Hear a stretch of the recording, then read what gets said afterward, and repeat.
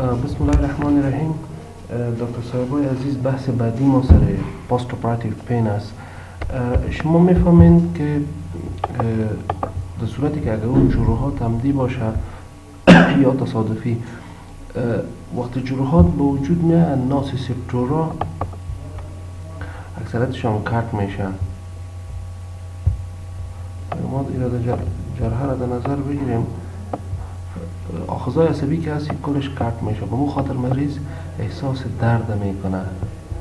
به مو خاطر نظر بگی که شقات کجاست و جروحات کجاست، چقدر کلان است، دردایشان مختلف است. به مو خاطر هدف ما در پاست اپراتیو پین است که ما مریض باید کاملا از درد رها کنیم. به خاطر از اینکه ما این کار کرده باشیم، یک پینکیلر یا دوای ضد درد خوب، نوعیتش و بالاخره از کدام طریق تطبیق شود باید انتخاب کنیم. راه انتخابش بسیار مهم است. ممکن مریضی که زودتر بعد از عملیات از عملیات خانه اخراج میشه، دیسچارج میشه، در اتو حالتا ممکن اگر ما آنالژیک از طریق فمی بتیم زیاد مؤثر نباشه. به مو خاطر اگر ما او را ازایوی بتیم از طریق وریدی بتیم بسیار زیاد مؤثر است نسبت به اینکه بازازلی نسبت به فمی. و مو خاطر روت آنالژیک بسیار مهم است، دوای ضد درد.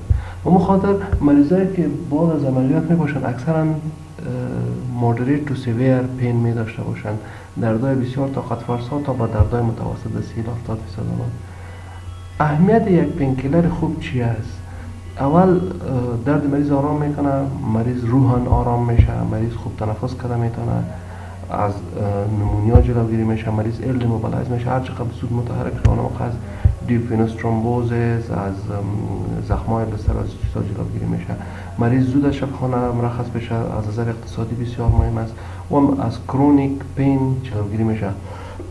بعضی اوقات میشه در صورتی که اگر ما مریض در صفحه حادش دردش خوب کنترل نکنیم، مریض داخل صفحه مزمن میشه. در اون ممکن مریض حتی هیچ درد هم نداشته باشه، مریض درد احساس میکنه، مریض مو برینش فکس میشه که باید درد احساس کنه. فاکتورایی که باعث کنترل غیر کافی درد میشه، چرا مریض دردش کنترل نمیشه؟ اولی که از طریقی که ما آنالژیک یا پینکیلر میتیم او درست نیست، امپروپر ایمپلمنتیشن است. مثلا باید از طریق ورید بتیم او را، ما از طریق فمی او را میتیم، یعنی طرق تطبیقش درست نیست. دوزی که ما برای مریض میتیم او کافی نیست. مثلا یک مریض باید 75 میلی گرم دیکلوفیناک بگیره، ما او را 50 میلی گرم میتیم، این دوزش کافی نیست. و بالاخره پیارین آنالژیک است، پیارین پر نید، یعنی طبق ضرورت. اگر مریض ضرورت داشت بدیم، اگر نداشت نداشت. ممکن یک مریض ضرورت داشته باشه، خب ما میگیمش که نه توی ضرورت نداری و ما برای مریض آنالژیک ندیم. این کلی چیزا است که باز درد مریض صحیح کنترل نمیشه. فاکتورایی که در پاست اپراتیو پین مؤثر است، تاثیرات خود داره، به دو بخش تقسیمش میکنیم. یکی فاکتورایی است که مربوط جراحی است و دیگر فاکتورایی است که مربوط مریض است. فاکتورایی که مربوط جراحی است، اول سرجیکال سایت است. ممکن جراحی در جای شده باشه که اونجا بسیار زیاد متحرک و تعصیب شده باشه. مثلا نزد مریضی که تراکوتومی صورت میگیره، صدرش باز میشه، چون با هر تنفس حرکت میکنه، با مو خاطر برای مریض بسیار زیاد دردناک است. مثلا اپر ابدومین، قسمت‌های علوی بطن، با هر تنفس کش میشه شقایش، با مو خاطر دردناک است.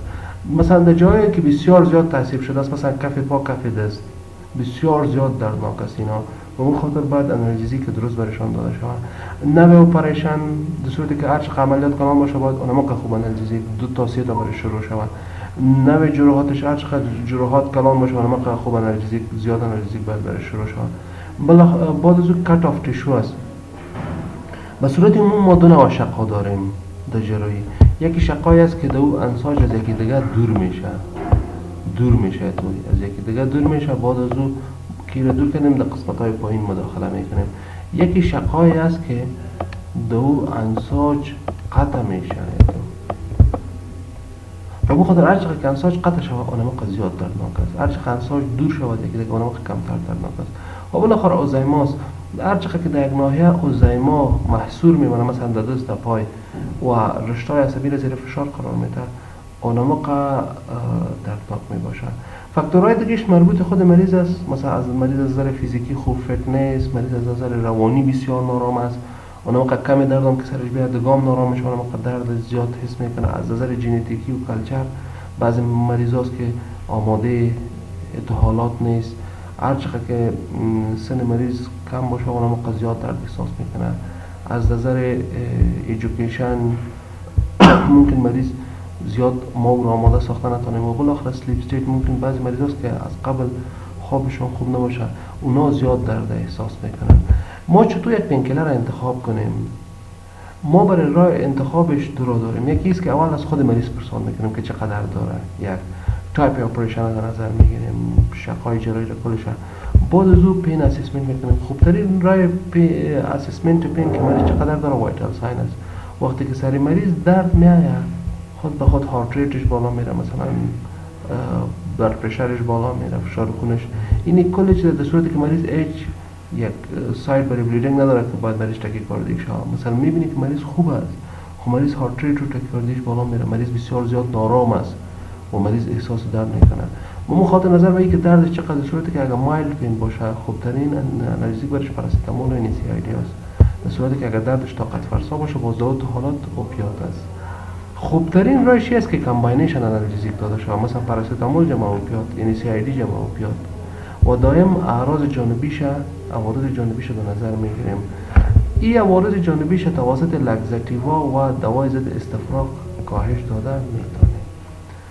اوپیاتایی که ما در طبابت استفاده میکنیم از راه مختلف برای مریض داده میشه. نظر به دردش، آیا دردش حاد است، شارپ است، یا کمی درد طاقت فرساست خوب دوامدار است. در صورتی که اگر درد شارپ باشه برای وقفه کم مریض احساس درد کنه، خود درد شدید، دو حالتا بولس میتیمش. بولس به این معنی که یک بار میتیمش 5 تا 10 میلی گرم بسیار سلو در 4-5 دقیقه برای مریض میتین، متوجهش میباشیم که ریسپیراتوری دپرشن نته که تاثیراتش برای بسیار وقت کم است، تا آخرش تا 30 دقیقه است. در صورتی که اگر ما بخوایم که مریض دردش برای چند ساعت رفع شود، باز دو حالتا آیم انجکشن برش میتیم، انترا ماسکولار زرق عضلی برش میکنیم، انترا ماسکولار زرق عضلی. دو شروع تاثیرش 1 تا 2 ساعت در بر میگیره و 3 الی 4 ساعت دوام میکنه. انتراوینوس انفیوژنش هست که دو شما با مقدار بسیار کم مگم به شکل دوامدار مثل سیروم واره برای مریض میتین که دو در سرینج پمپا تعبیه میشه و به شکل دوامدار برای مریض مثلا 1 تا 2 میلی گرم داده میشه. وقتی که ما انفیوژن میتیم مریض یا باید در ICU باشه یا باید زیر استریکت ابزرویشن باشه، به خاطر از اینکه این کانتینوس انفیوژن هایشان به شکل دوامدار وقتی ما میتیم اینا اکثرا میتونه باعث ریسپیراتوری دپرشن، نازیا، ومیتینگ و حتی ریسپیراتوری ارست شه و خاطر مریض باید دوامدار زیر مراقبت باشه وقتی ما انفیوژن هایش میتیم. نوع بعدیش پیشنت کنترول انالژیزیاست. این یک سیستمی است که دو هر وقتی که مریض احساس درد کرد یک ماشین است او خود به خود برش انالژیزیک میده.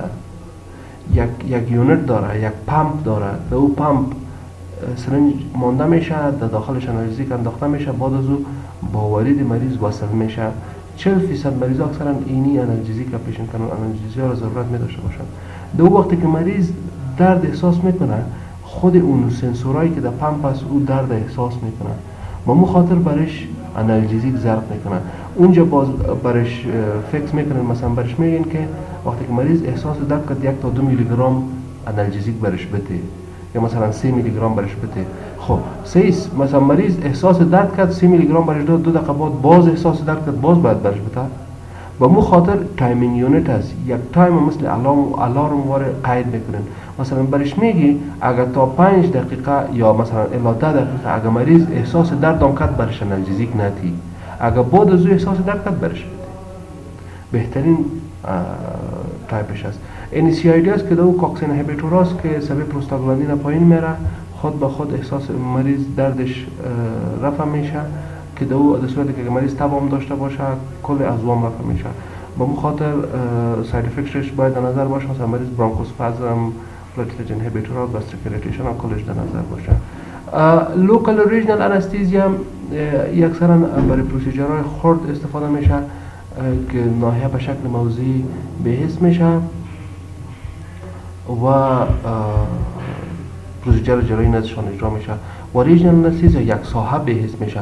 مثلا در لوکال انستیزیا مثلا وقتی که دندان مریض اکسترکت میکنه یا میکشه. در این انالیسیس مثلا ما ساکرال فلکسوس یا کاودال بلاک برای مریض میکنیم، ناحیه پیرینیوم ناحیه مقعد کلش به حس میشه. در تاپیکال در اینجا مواد انستتیک چکانده میشه یا ملهمایش هست تطبیق میشه. مثلا وقتی که میخوایم برای مریض فولیک کاتتر تطبیق کنیم چشم مریض در نرو بلاک ما مسیر یک عصب بلاک میکنیم. مثلا میتونیم که انترکوستال نرو بلاک کنیم در هنگام توراکوتومی عصب انترکوستال که میتونیم این زین اینجا بلاکش کنیم. میتونیم یک بار میتونیم بار این پروسیجر را اجرا کنیم. در صورت کسایی که دردای مزمن دامدار در اطراف سفلی یا در یک طرف سفلی یا در دوش می داشته باشن و با آنالژزیک های دیگه جواب نمیده، از اونا باز اپیدورال آنالژزیا میکنن. او به شکل است که یک کاتتر در ناحیه اپیدورال از دورا و بیرون در اینجا تطبیق میکنه یا به شکل سینگل روز یا اونجا کاتتر رو میتونه به شکل انفیژن یا به شکل بولس برای مریض دوامدار آنالژزیک از زرق کرده برن. دردای این مریض اکثرا آرام میشه. خب بعضی اختلافات می داشته باشه، مثلا به صورتی که اگر سنسوری بلاک به وجود بیاد میتونه که ریسپیراتوری دپرشن وومیتینگ به وجود بیاره. اگر سمپاتیک بلاک نزدشان به وجود بیاد اکثرا باز امورتون سمپاتیک از دست میتن و اویا توسع میکنه و دلتشن و برای مریض یک ارتوستاتیک هایپرتنشن حتی سینکوپ به وجود آمده میتونه. در موتور بلاک برای مریض ویکنس و حتی یک حالت لتارژی یا خستگی به وجود می آید. و آخرین بخشی که ما سرش مطالعه میکنیم اون نان درگ آنالژزیا است. بعضی حالات است که در اونجا آنالژزیا زیاد کار نمیده. مثلا اگر ما این تو یک ناحیه مکسوره را در نظر بگیریم، این تو یک پای کسی شکسته باشه یا یک قسمت دیگه‌اش وقتی شکستگی هر چقدر که متحرک باشه، هر چقدر که یک بالای دیگه بلخشه، اونا برای مریض درد شدید پیدا میشه. اگر ما برای این مریض هرچه آنالژزیک بتیم چون این باز بالای یکی دیگه استکاک میکنه و مخاطر اونا قدر راه خوبشی است، چون گفتیم اینجا لغزیدن بالای یکی دیگه باعث تولید درد میشه. میخوایم اینی لغزیدنش از بین ببریم. این تو اکسپلین برش میمونین یک اتل وقتی که غیر متحرک شد خود به خود درد مریض آرام میشه. با مخاطر اموبیلایزیشن یا غیر متحرک ساختن یا لیس موبیلایزیشن توسط اسپلنت یا توسط پلاستر یا توسط بنداش، یعنی کلش درد مریض کاهش میده. اما طرف الیویت میکنین و اکثرا بعضی اوقات کولد کامپرس یا تطبیقات سردگرم هم کنترل درد اهمیت خودم. تشکر دکتر.